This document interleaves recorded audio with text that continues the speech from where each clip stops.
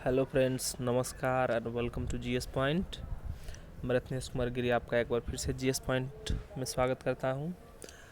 जैसा कि दोस्तों, इससे पहले मैंने करेंट अफेयर का सेक्शन डाला है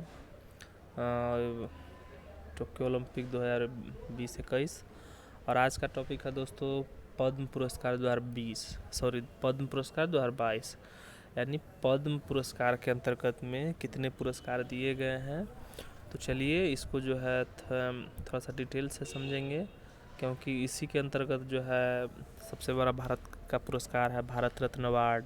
उसके बाद दूसरा सबसे बड़ा अवार्ड आता है पद्म विभूषण, तीसरा सबसे बड़ा है पद्म भूषण। उसके बाद लास्ट अवार्ड आपका भारत सरकार की तरफ से जो दिया जाता है उसको पद्मश्री।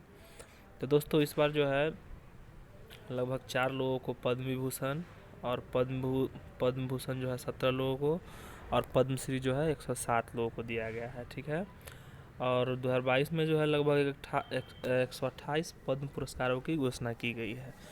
तो चलिए हम लोग डिटेल से पढ़ते हैं, साथ में जितने भी व्यक्ति हैं उनका नाम पढ़ेंगे और पद्म विभूषण से भी जितने भी व्यक्ति हैं 4 व्यक्ति हैं उनके बारे में कुछ स्पेशल डाटा भी हम लोग पढ़ेंगे, जिससे कि आने वाले एग्ज़ाम में आपको कोई भी एक भी क्वेश्चन जो है आपको दिमाग से मिसमैच ना करे और आप कम से कम 25 क्वेश्चन अगर आपको एनटीपीसी पूछता है 20 क्वेश्चन, तो कम से कम आप जो है 15 प्लस बना के आए। ठीक है दोस्तों। तो चलिए पद्म पुरस्कार 2022 की लिस्ट में नए प्राप्तकर्ता के अनुसार है पद्म पुरस्कार 2022। चलिए पद्म पुरस्कारों को 3 भागों में बांटा गया है दोस्तों, जैसा कि मैंने यहाँ पे अब ग्राफ के जरिए आपको बताने का प्रयास किया है। यानी पद्म पुरस्कार को 3 भागों में बांटा गया है। तो सबसे बड़ा पुरस्कार भारत का मैंने बता ही दिया है, भारत रत्न होता है जो 1954 से चालू हुआ है, अभी तक 48 लोगों को मिल चुका है। और देखिए उसके बाद जो अवार्ड होता है, उसके बाद भारत का जो है पहला अवार्ड, दूसरा अवार्ड भारत सरकार का दूसरा अवार्ड होता है पद्म विभूषण, तीसरा होगा पद्म भूषण, उसके बाद होगा चौथा अवार्ड होगा पद्मश्री का अवार्ड होगा। ठीक है दोस्तों।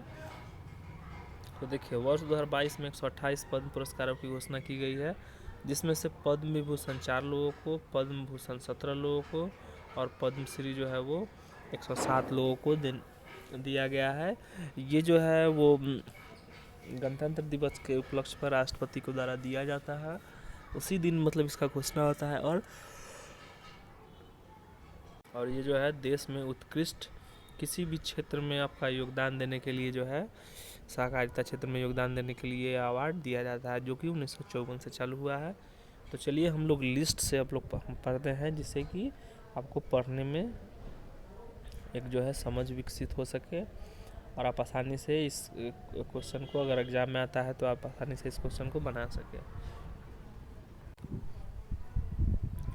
तो दोस्तों जैसा कि हम लोगों ने पढ़ा है, पद्म पुरस्कार 2022 में जो है वो वर्ष 2022 में पद्म पुरस्कार को कितने लोगों को दिया गया है, तो 128 लोगों को दिया गया है। इसमें से पद्म विभूषण 4 है, पद्म भूषण 17 है और पद्मश्री आपका 7 है। तो आपको इसको भी याद रखना है, डायरेक्ट क्वेश्चन आपसे पूछा जा सकता है कितने लोगों को इस बार पद्मश्री दिया गया है। 107 लोगों को। पद्म भूषण कितने को दिया गया है, 117 को, और पद्म भूषण विभूषण 4 लोगों को दिया गया है। ठीक है।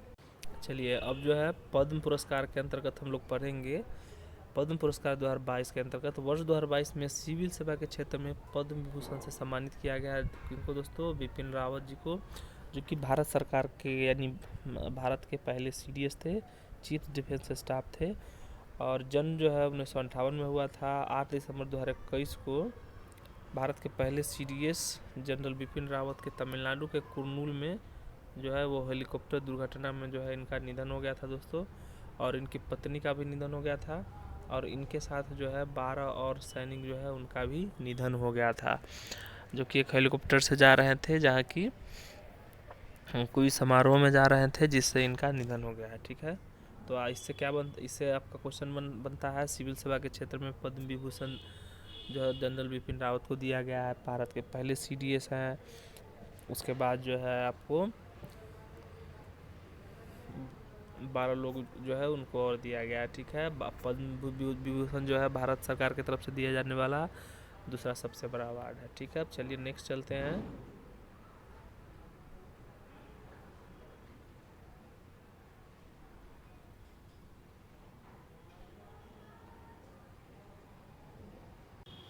चलिए दोस्तों, नेक्स्ट में है पद्म पुरस्कार 2022 में कला के क्षेत्र में पद्म विभूषण से दिया गया है प्रभा आत्रे, महाराष्ट्र की है।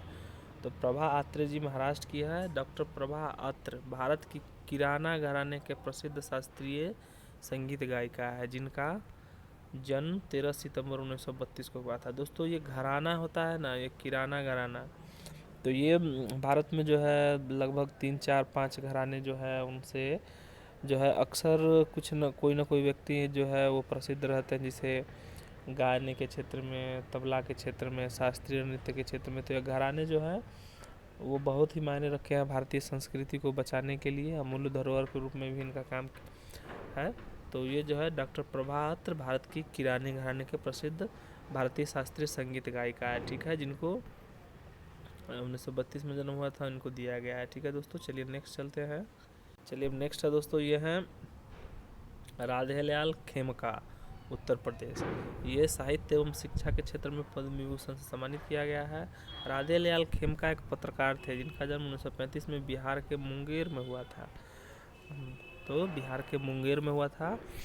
तो दोस्तों ये सब जो है पद्म विभूषण जो है, पद्मश्री और पद्म भूषण, ये सब बहुत ही इंपॉर्टेंट क्वेश्चन है। बस इसको आपको नाम में 102 बार रिकॉल करना है, दिमाग में आपको याद ही हो जाएगा। लेकिन आपको ये भी याद रखना पड़ेगा कि पद्म विभूषण में जो है मुख्यतः कौन कौन है, कहा कि ये कुछ ज़्यादा इंपॉर्टेंट है। और पद्मश्री में भी आपको याद रखना पड़ेगा कुछ आपका जो पद्मश्री अवार्डेड है, जिसे खिलाड़ी है, तो उसको अगर आप याद कर लेते हैं तो उससे नीरज चोपड़ा जैसे भाला फेंक से है, जेवलिन थ्रो से, तो उससे पूछा भी जाता है एग्जाम में कि नीरज चोपड़ा जो है उनका संबंध किस खेल से है। तो पद्मश्री अगर आप याद करते हो तो आपको जो है वो कौन सा खिलाड़ी कौन से खेल से संबंधित है उसको भी आपको याद हो जाएगा। ठीक है, तो राधेलाल खेमका उत्तर प्रदेश के है। राधेलाल खेमका एक प्रसिद्ध पत्रकार थे, जिनका जन्म 1935 में बिहार के मुंगेर जिला में हुआ था। ठीक है दोस्तों, अब आ गए बहुत ही जाने माने हस्ती हैं कल्याण सिंह जी, जिनको सार्वजनिक मामले के क्षेत्र में पद्म विभूषण दिया गया था। कल्याण सिंह जो है ये उत्तर प्रदेश के सीएम थे 1991 में, 1991 में, जब जो है वो बाबरी मस्जिद तोड़ा गया था। और बाबरी मस्जिद तोड़ने के बाद जो है इन्होंने अपने आप को जो है वो उसका प्रेस कॉन्फ्रेंस करके बोले कि मैंने बाबरी मस्जिद तोड़ने में मेरा अहम योगदान है, इसलिए मैं सरकार से इस्तीफा देता हूँ। तो याद रखिएगा 5 जनवरी 1932 को जो है इनका जन्म हुआ था, और 21 अगस्त 2000 को जो है इनका मृत्यु हो गया था। ये हिमाचल प्रदेश, गुजरात और के आपका जो है वो राज्यपाल रह चुके हैं, और मुख्यमंत्री दिल्ली के रह चुके हैं दोस्तों। ठीक है, देखिए इनको कौन नहीं जानता है, भारत के गोल्डन बॉय के नाम से फेमस है, क्योंकि टोक्यो ओलंपिक जो हुआ है उसमें जो है एकमात्र गोल्ड मेडलिस्ट है। दोस्तों अगर टोक्यो ओलंपिक का वीडियो आप लोगों ने नहीं देखा होगा तो इसके डिस्क्रिप्शन लिंक में मैं टोक्यो ओलंपिक का जो है वो लिंक डाल दूंगा, क्योंकि मैंने टोक्यो ओलंपिक बहुत ही अच्छे तरीके से अपने वीडियो में पढ़ाया है। बस टोक्यो ओलंपिक नहीं पढ़ाया है, उसमें जो है टोक्यो ओलंपिक का इतिहास, कहाँ पे मुख्यालय है, कब चालू हुआ, उसमें ध्वज कब चालू हुआ, भारत कब इसका सदस्य देश बना, तो मैंने बहुत ही अच्छा वीडियो बनाया है। तो चलिए नीरज चोपड़ा जी के बारे में पढ़ लेते हैं। नीरज चोपड़ा जी जो है वो पद्मश्री से सम्मानित किए गए हैं। जन्म 1997 में पानीपत हरियाणा में हुआ है। नीरज ने 87.85 मीटर भाला फेंक में टोक्यो ओलंपिक में मेडल जीता था, और 7 अगस्त को जीता था। 7 अगस्त को जो है उन्होंने वो 7 अगस्त को जेवलिन थ्रो में जीता था, इसलिए जेवलिन थ्रो दिवस 7 अगस्त को मनाते हैं और हथकरघा दिवस भी मनाते हैं। तो चलिए कुछ अब डाटा है, यानी कुछ चार्ट के अंतर्गत हम लोग पढ़ते हैं कि अब कौन सा अवार्ड किसको। अब देखिए अब आ गई हैं अवनी लेखरा जी, राजस्थान की है, पद्मश्री से सम्मानित है। टोक्यो पैरालंपिक में भारत की शूटर अवनी लेखरा ने ओसाका शूटिंग महिलाओं में 10 मीटर में गोल्ड मेडल जीती थी। ठीक है, इन्होंने 2 पदक जीता था, 10 मीटर एयर राइफल में आपका जो है वो गोल्ड मेडल, और 50 मीटर में आपका ब्रॉन्ज मेडल जीती थी। ठीक है, तो आपको भारत की तरफ से एक सफल पैरा ओलंपियन थी, तो याद रखिए दोस्तों ये पैरा ओलंपिक की प्लेयर है। ठीक है, और निशानेबाजी से है। तो दोस्तों अब चलते हैं पद्म भूषण अवार्ड 2021, जो कि भारत सरकार की तरफ से दिया जाने वाला तीसरा सबसे अवार्ड है। तो ये जो है वो गुलाम नबी आज़ाद, जो कि इससे पहले अभी अभी राज्यसभा में विपक्ष के नेता मल्लिकार्जुन खड़गे है। इससे पहले जो है ये राज्यसभा में विपक्ष के नेता थे। पब्लिक अफेयर के क्षेत्र में जो है इनको दिया गया है, जम्मू कश्मीर में इनका निवास स्थल है। ठीक है। गुलाम नबी आज़ाद बहुत ही अच्छे राजनेता हैं, कांग्रेस के बहुत ही अच्छे धाकर चेहरा है दोस्तों। ठीक है, चलिए उसके बाद चलते हैं। विक्टर बनर्जी कला के क्षेत्र में पश्चिम बंगाल को दिया गया है। ठीक है, विक्टर बनर्जी जो है उनको कला के क्षेत्र में पश्चिम बंगाल के हैं, उनको दिया गया है। अब देखिए गुरमीत बाबा मरणोपरांत कला के क्षेत्र में पंजाब में दिया गया है।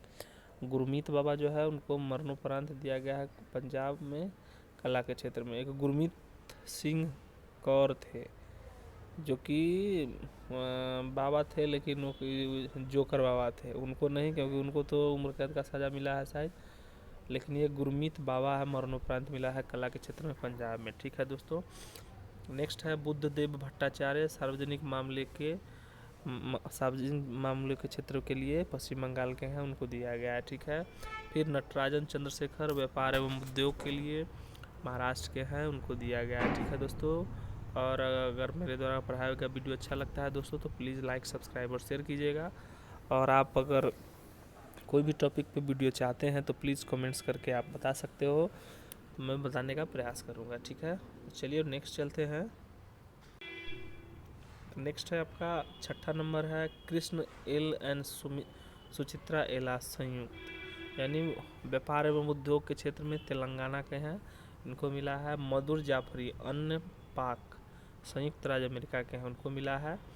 देवेंद्र झझरिया खेल से है, राजस्थान से है देवेंद्र झझरिया जी। और राशिद खान कला के क्षेत्र में उत्तर प्रदेश से है। आप ये राशिद खान ना समझ लीजिएगा जो कि अफगानिस्तान के बॉलर है, वो नहीं है। राशिद खान कला के क्षेत्र में उत्तर प्रदेश के हैं। ठीक है, सत्य नारायण नडेला जो कि माइक्रोसॉफ्ट के आपका जो है माइक्रोमैक्स के जो है आपका CEO है, उनको मिला है, संयुक्त राज्य अमेरिका के हैं। चलिए नेक्स्ट चलते हैं। अब दोस्तों हम लोगों ने पद्म भूषण भी पढ़ लिया है, अब चलते हैं पद्म भूषण की तरफ चल रहे हैं, जिनको 17 मिला है। गुलाम नबी आज़ाद, अब नाम पढ़ लेते हैं। लोक कार्य जम्मू कश्मीर में राज्यसभा विपक्ष के नेता थे। विक्टर बनर्जी, गुरमीत बाबा, बुद्धदेव भट्टाचार्य, नटराजन चंद्रशेखर, कृष्ण एला एवं सुचित्रा जो है भारत बायोटेक कंपनी के संस्थापक है। माधुरी जाफरी कला के क्षेत्र में देवेंद्र झझरिया आपका हो गया, राशिद खान जी हो गए। उसके बाद जो है अब आपको चलते हैं, पद्म भूषण भी मिला है जो है वो 17 लोगों को, जिसमें से राजीव महर्षि, सत्या नडेला मैंने बताया है, सुंदर पिचै जो गूगल के CEO है, साइरस पूनावाला व्यापार उद्योग एवं महाराष्ट्र में सीरम इंस्टीट्यूट के संस्थापक है, और इन्हीं के बेटे हैं आधार पूनावाला जो CEO है इन्हीं कंपनी के, संजय राजाराम मनोपनाथ विज्ञान एवं इंजीनियरिंग जो है मैक्सिको में रहते हैं। प्रतिभा राय साहित्य एवं शिक्षा उड़ीसा से है। स्वामी सच्चिदानंद साहित्य और शिक्षा गुजरात से है। वशिष्ठ त्रिपाठी साहित्य एवं शिक्षा उत्तर प्रदेश से है। तो दोस्तों ये 17 आदमी थे, आपको याद रखना पड़ेगा। ये सब इम्पोर्टेंट है, आपको जो है 4 ऑप्शन दे देगा, उसमें से बता देगा किनको नहीं मिला है पद्म भूषण अवार्ड। तो आपको एक बार दिमाग में रिकॉल करके 1 से 2 बार आपको दिमाग में रिकॉल कर लेना होगा। इससे अच्छा हुआ कि आप जो है कोई छोटा मोटा नोट्स बना लीजिए, जिससे कि आपको एग्ज़ाम होने से 4 या 5 दिन पहले आप इसको अच्छे तरह से रिकॉल कर सकते हैं। ठीक है, क्योंकि अपना नोट्स जब रहता है वो एग्ज़ाम से 10 दिन पहले वही काम देता है, क्यों, और आप उसको पढ़ सकते हैं। ठीक है, चलिए नेक्स्ट चलते हैं। नेक्स्ट है दोस्तों 107 लोगों को पद्मश्री मिला है। नीरज चोपड़ा को मैंने बताया है, भाला फेंकने वाले खिलाड़ी, पानीपत हरियाणा से, 87.58 मीटर गोल्ड मेडलिस्ट हैं। ठीक है दोस्तों, अंजू बॉबी जॉर्ज के बाद किसी विश्व चैंपियन स्तर पर एथलेटिक्स में स्वर्ण पदक जीतने वाले दूसरे भारतीय हैं। ठीक है, अंजू बॉबी जॉर्ज के बाद किसी विश्व चैंपियन स्तर पर एथलेटिक्स में स्वर्ण पदक जीतने वाले ये दूसरे भारतीय हैं। ठीक है दोस्तों, अब देखिए प्रमोद भगत पैरा बैडमिंटन उड़ीसा से है। ठीक है,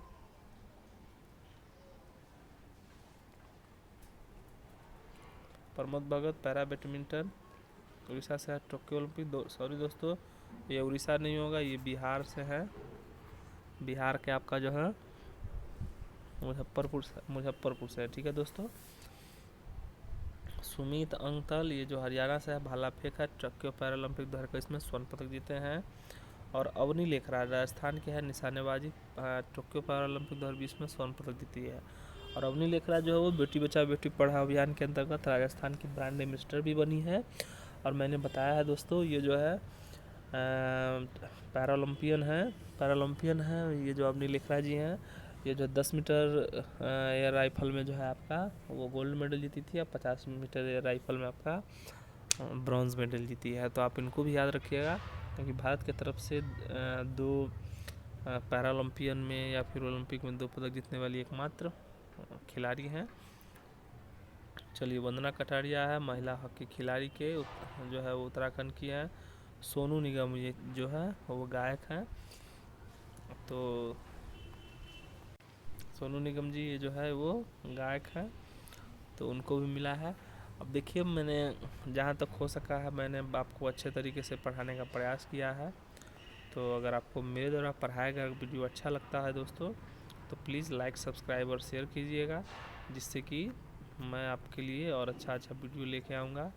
और कुछ कंटेंट्स जो है कंटेंट अगर मिस होता है तो प्लीज़ आप कमेंट्स करके बताइएगा कि किस तरीके के कंटेंट्स जो है आपको ये मेरे द्वारा पढ़ाया गया वीडियो अच्छा लगता है कि नहीं। अगर पढ़ाने का तरीका आपको अच्छा लगता है तो प्लीज़ लाइक, सब्सक्राइब और शेयर कीजिए।